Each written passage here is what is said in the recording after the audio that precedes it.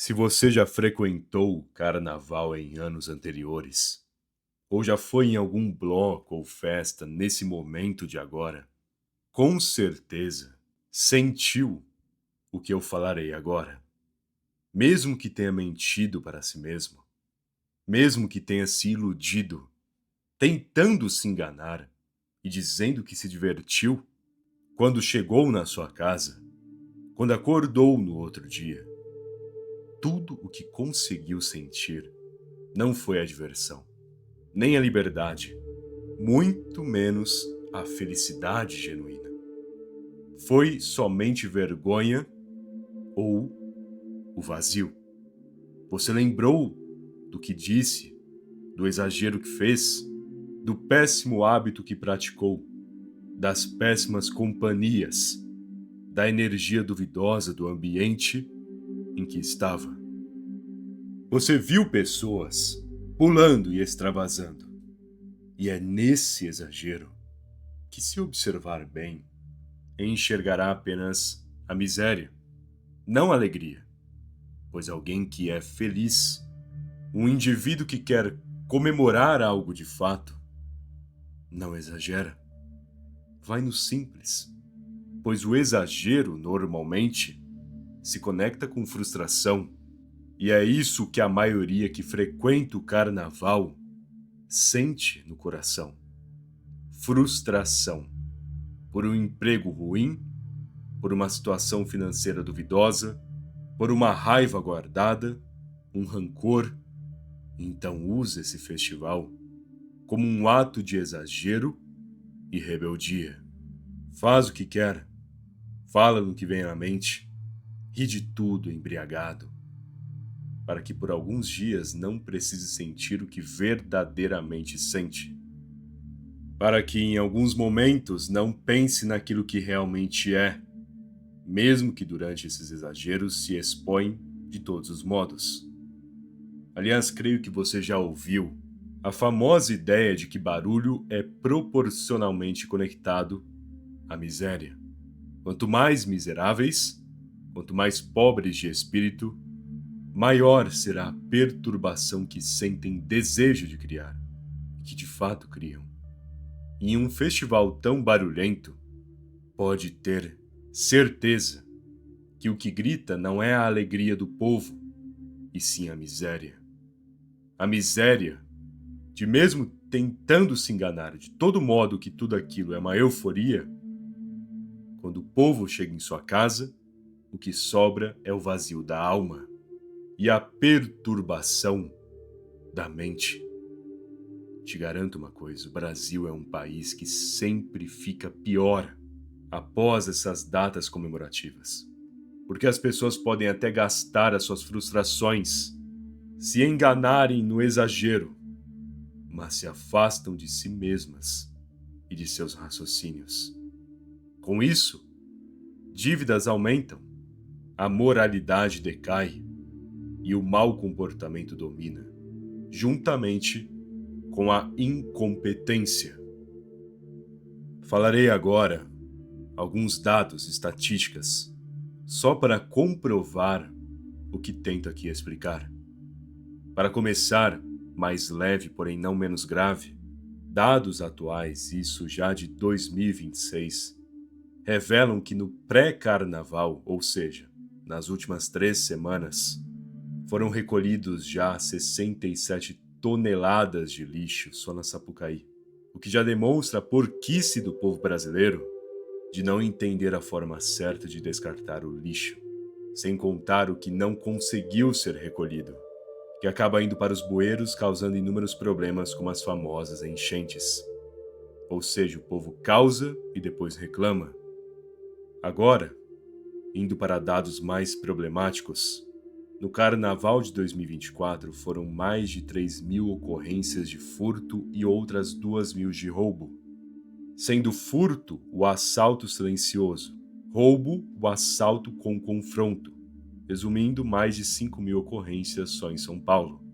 No Rio de Janeiro, ao longo dos 6 dias oficiais de folia, em 2025, 375 aparelhos foram roubados ou furtados, por dia em média, apenas no centro do Rio, entrando em casos agora mais graves, em estatísticas perturbadoras no mínimo. Registros de abusos sexuais aumentam em 50% nos dias de carnaval, de acordo com dados do Sinam.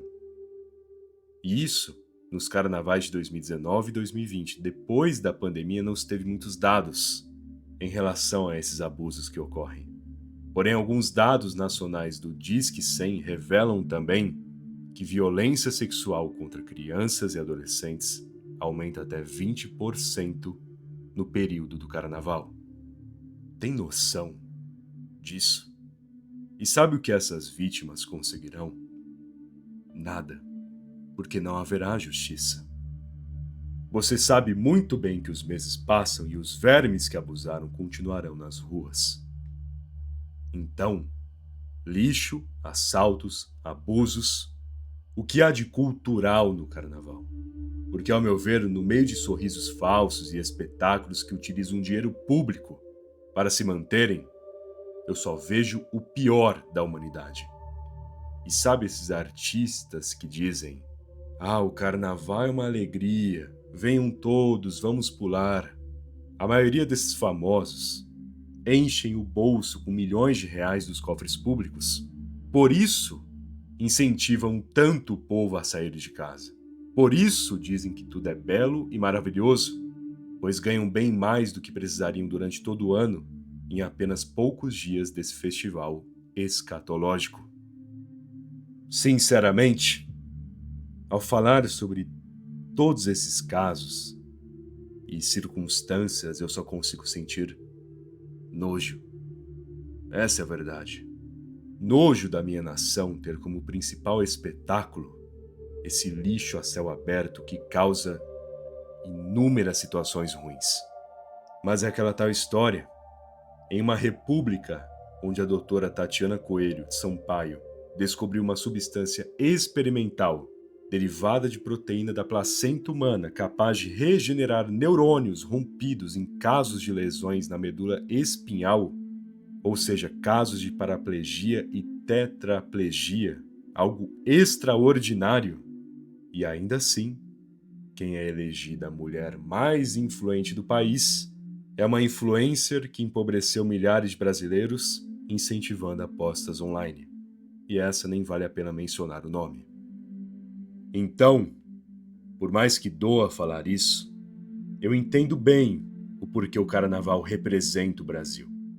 Porque hoje o que o Brasil é um território que cultua a podridão e afunda, com esforço ainda, a genialidade.